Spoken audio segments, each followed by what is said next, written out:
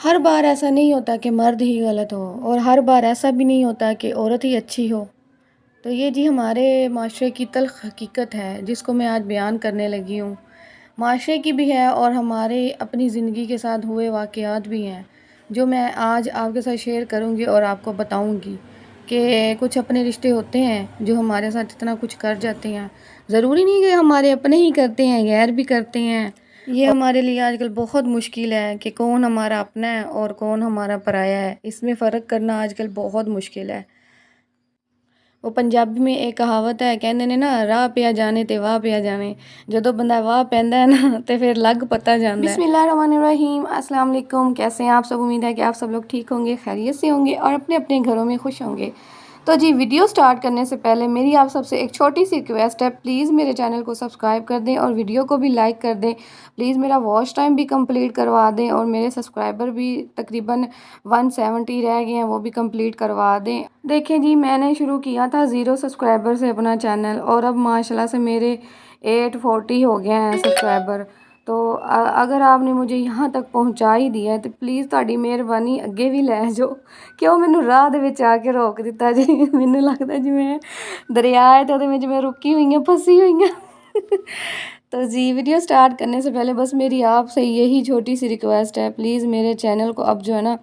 آگے گرو کرنے میں میری ہیلپ کر دیں۔ جو اتنا یہاں تک آپ مجھے لے آئے ہیں تو آگے بھی پھر مجھے لے ہی جائیں، جو ہے نا ندیہ کے پار مجھے کر دیں۔ اچھا جی، تو میں نے پہلے 3-4 دن ویڈیو ڈالی تھی کہ میرے ہسبینڈ کی شادی پہلے جو ہوئی تھی اور وہ ان کی ڈیورس کیسے ہوئی، کیا ہوا تھا ان کے ساتھ۔ تو میں نے آپ سے پوچھا تھا اگر آپ جاننا چاہتے ہیں تو پھر میں آپ کو بتاؤں گی، آپ مجھے کمنٹس کیجیے گا۔ کچھ لوگوں نے مجھے کمنٹس کیے ہیں کہ آپ پلیز پوری سٹوری شیئر کریں،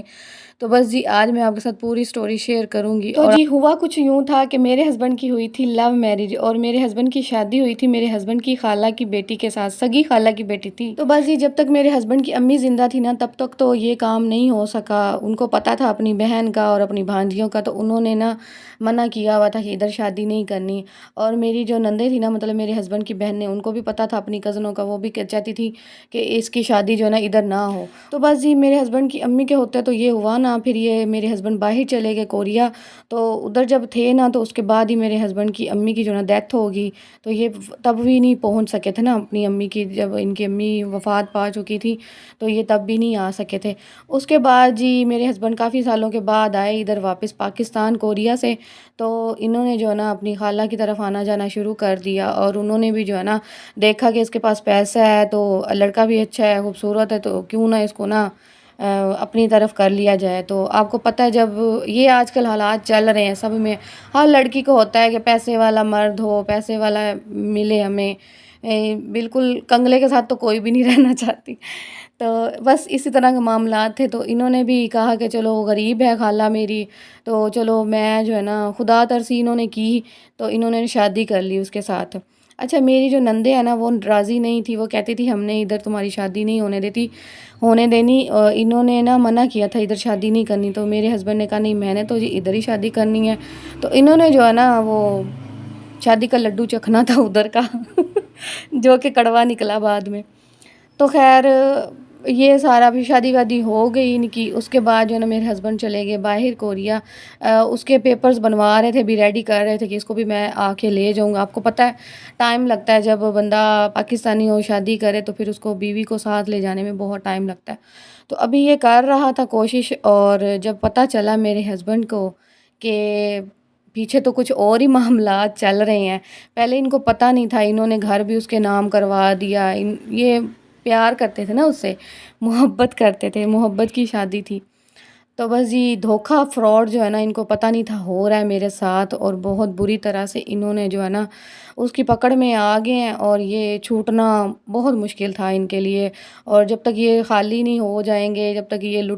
پٹیج نہیں جائیں گے، تب تک ان کی جان نہیں چھوٹے گی۔ ان کو جی جب یہ واپس آئے تو ان کو پتہ چلا تھا اس کا تو کسی اور لڑکے کے ساتھ چکر چل رہا ہے۔ ان کو جب پتہ چلا تو ان سے برداشت نہیں ہوا، انہوں نے رولا شولا ڈالا، تو وہ آگے سے کہتی مجھے ڈیورس دو، میں نے تمہارے ساتھ رہنا ہی نہیں۔ ان کو کیا پتہ تھا اس نے گھر بھی اپنے نام کروا لیا، سب کچھ ہو گیا۔